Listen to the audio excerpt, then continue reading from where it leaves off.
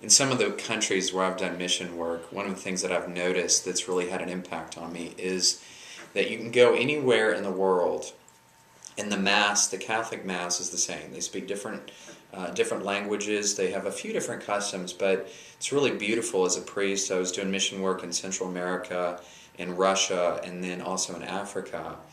And it's nice because I can go, and as a priest, maybe I'm speaking a different language than the people speak, but it's still the same, and they understand it. And maybe I can pray part of the Mass in Latin, and they speak Latin, even though I may not speak their language. The Mass is beautiful because the Mass is universal. As Catholics, every Sunday we have 4 marks of the Church that we profess in our Nicene Creed. One, holy, Catholic, and apostolic.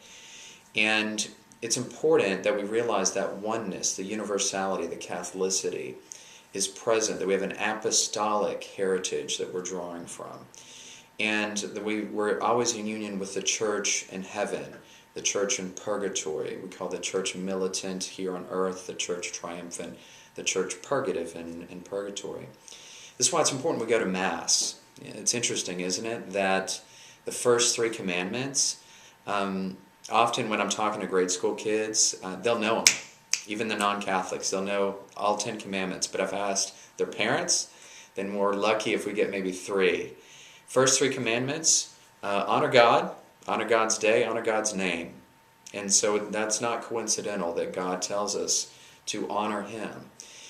It's still a mortal sin to miss Mass. When we can go to Mass and we can't miss Mass, it's still a mortal sin. It's a serious, grave sin.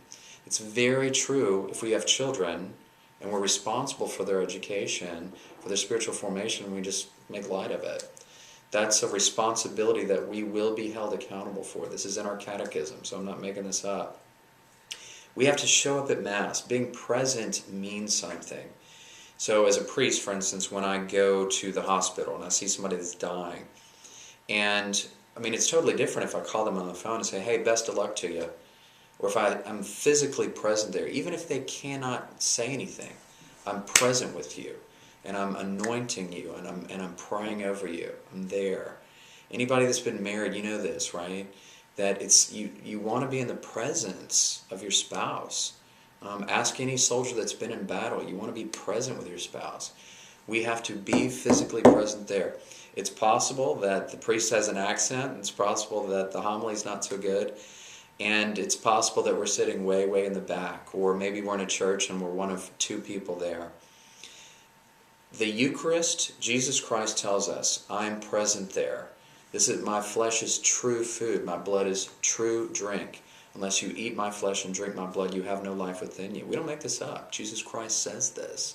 And so this is really important that we remember that to be present at Mass, it really means something. To blow it off, that means something bad too.